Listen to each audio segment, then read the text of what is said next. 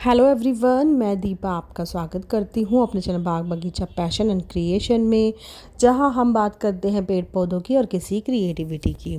आज मैं बात करने वाली हूँ एक बहुत ही अच्छे टॉपिक पर कि आपके गार्डन में कौन से ऐसे प्लांट हैं जिनके लिए आपको मेहनत बिल्कुल नहीं करनी पड़ती हैं, जो खुद ही सीड से प्रोपोगेट हो जाते हैं। नन्हे प्लांट आपको मिल जाते हैं और आपको देखने में भी बहुत अच्छा लगता है क्योंकि नए नए गमले बन जाते हैं आपके और इजीली आपके गार्डन में वो प्लांट होते हैं। तो वीडियो को स्किप किए बिना पूरा देखिएगा, आज आपको बहुत अच्छी इन्फॉर्मेशन मिलने वाली है।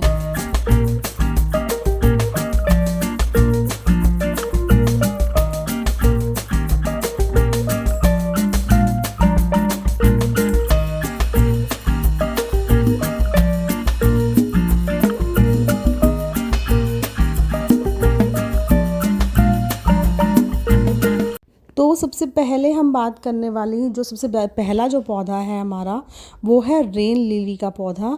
और रेन लिली इजीली आपको मार्केट से अवेलेबल हो जाता है। एक बार आप ये पौधा ले आएंगे, फिर इसके खुद से ही सीड गिरते रहते हैं, नए नए पौधे बनते रहते हैं।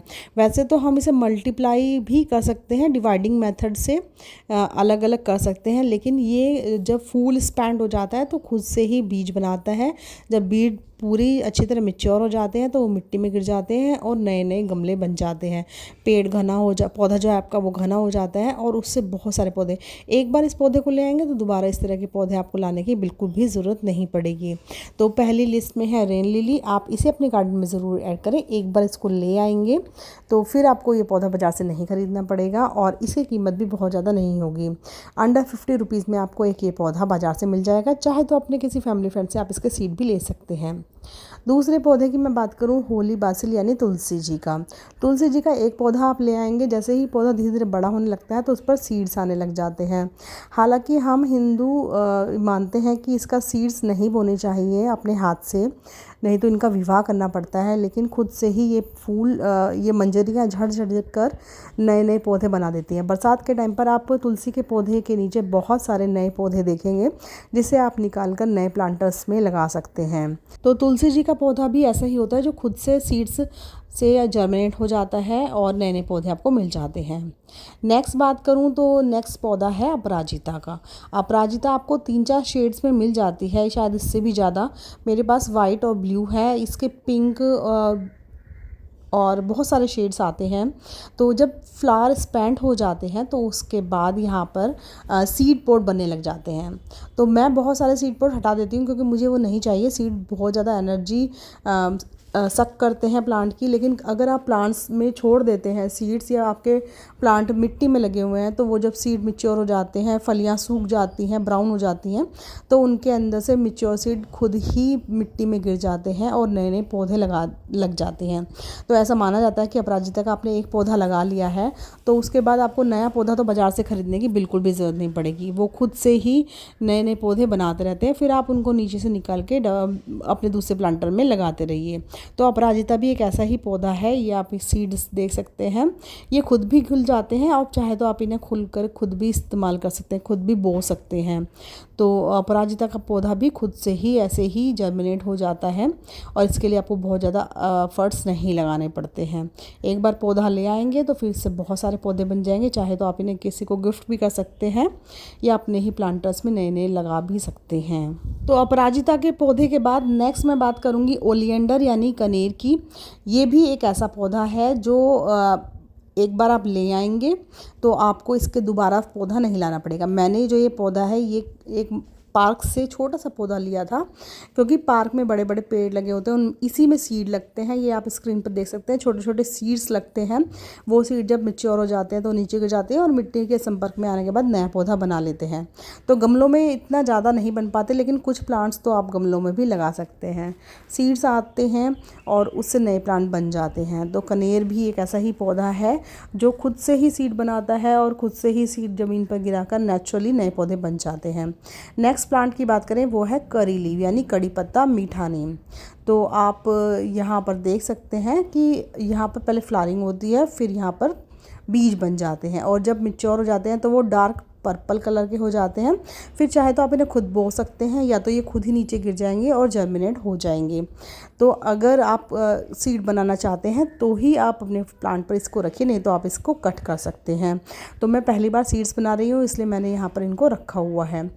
तो अगर आप चाहते हैं कि कड़ी पत्ता के प्लांट आपको बाहर से ना खरीदने पड़े तो ये भी सीड से खुद ही जर्मिनेट हो जाते हैं। नेक्स्ट बात करें सदाबहार यानी विंका, एक हार्डी प्लांट है। हर मौसम में इस पर बहार रहती है, बहुत ही खूबसूरत से फूल आते हैं और इसमें तो 10-15 शेड्स भी आते हैं, कलर्स भी आते हैं, तो आप उन्हें परचेज़ कर सकते हैं। मैं बात करूँगी हार्डी प्लांट की, तो ये देसी विंका है। ये वाइट और पर्पल कलर में आता है। इसके जब सीड मैच्योर हो जाते हैं तो वो खुद ही नीचे गिर जाते हैं और उसके बाद नए नए पौधे बनते रहते हैं। मेरे ऑलमोस्ट 90% प्लांट इसी तरह से बने हुए हैं। जब पौधे 3-4 इंच के हो जाते हैं तो मैं उन्हें अलग प्लांटर प्रोवाइड करा देती हूँ। और आप ये देख सकते हैं ये सभी बीजों से उगे हुए प्लांट हैं और यहाँ पर इस तरह की फलियाँ लगती हैं और वो फलियाँ जब तैयार हो जाती हैं तो नए नए पौधे बन जाते हैं। चाहे आप उन्हें खुद ही बो दें, नहीं तो वो नेचुरली नीचे गिर जाते हैं और नए नए पौधे भी उनसे तैयार हो जाते हैं। तो एक बार सदाबहार का पौधा भी अपने गार्डन में ज़रूर ऐड करें, फिर दोबारा इसको आपको गार्डन में लाने की ज़रूरत नहीं पड़ेगी।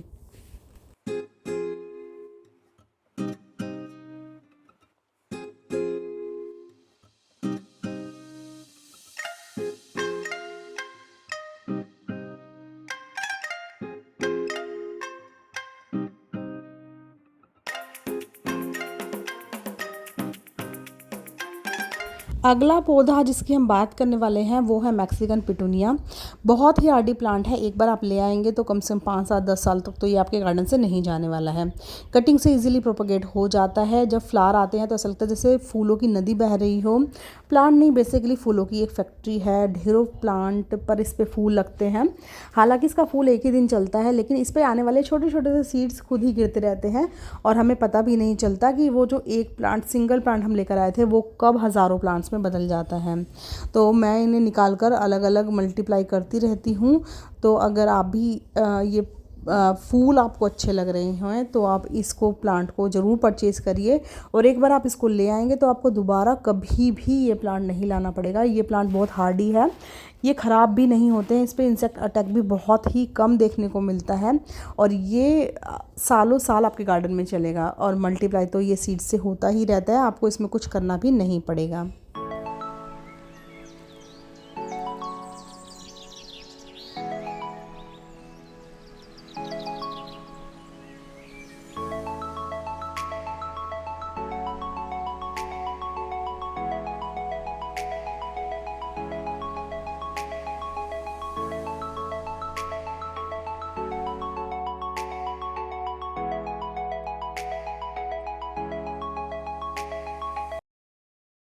तो यहीं पर अगली बात करते हैं मैरीगोल्ड की यानी गेंदे की।